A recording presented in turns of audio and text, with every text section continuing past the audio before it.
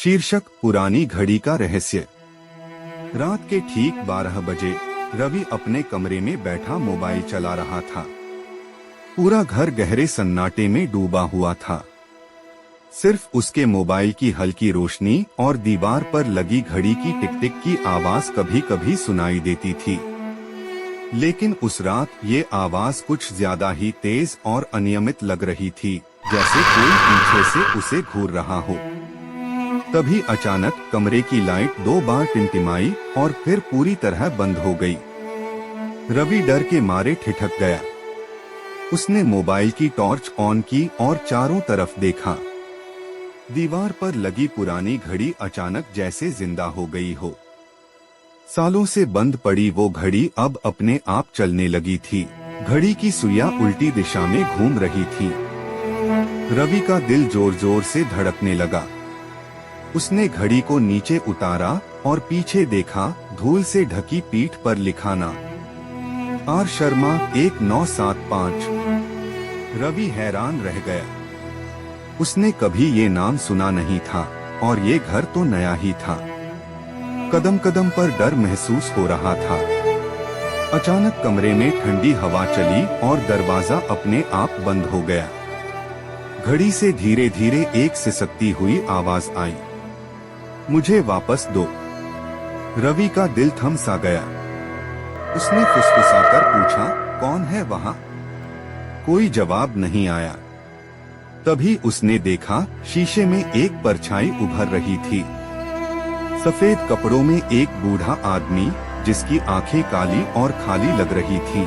वो धीरे धीरे रवि की ओर बढ़ने लगा। रवि डर के मारे कमरे के दूसरे कोने में भागा, लेकिन घड़ी अचानक हवा में उछल गई और जमीन पर टकराते ही जोर की आवाज के साथ टूट गई। परछाई चीखती हुई गायब हो गई। रवि ने रोशनी की तरफ देखा। खिड़की से हल्की रोशनी आ रही थी, लेकिन कमरे का हर कोना अब डरावना और असहज लग रहा था। दीवारों की परतें जैसे दबाव डाल रही हों और कमरे की छत से अजीब सी फुसफुसाहट आती रही। रवि ने अपनी आंखें बंद की और गहरी सांस ली। लेकिन जब उसने फिर से देखा तो फर्श पर घड़ी के टुकड़ों के बीच खून से लिखा हुआ एक नया निशान दिखाई दिया, मुझे वापस लो या तुम भी। रवि का दिल डर से रुक सा गया।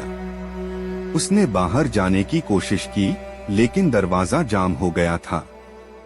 हर कदम के साथ कमरे का तापमान अचानक गिरता और ठंडी हवा उसके गले को कसने लगती।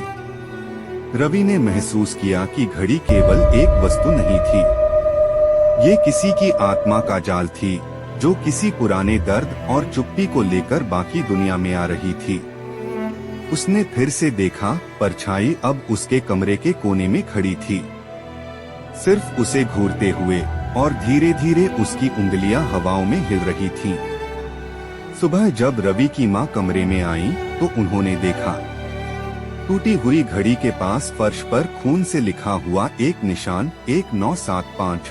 रवि आज तक नहीं समझ पाया कि उस पुरानी घड़ी में आखिर कौन सी आत्मा बसी थी और क्यों वो सिर्फ उसके कमरे में प्रकट हुई थी। रवि ने बाद में कभी उस कमरे में अकेले रहने की हिम्मत नहीं की, लेकिन हर बार जब लाइट फुसफुसाती है या घड़ी की सुइयां हिलती हैं, रवि को वो आवाज याद आ जाती है, मुझे वापस दो। और कभी कभी जब रात गहरी और सन्नाटा घना होता है, रवि को लगता है कि वो बूढ़ा आदमी अभी भी उसके कमरे में कहीं छुपा बैठा है, बस इंतजार कर रहा है कि घड़ी उसे वापस मिले या फिर किसी और को उसके साथ इस रहस्य में फंसने का मौका दे।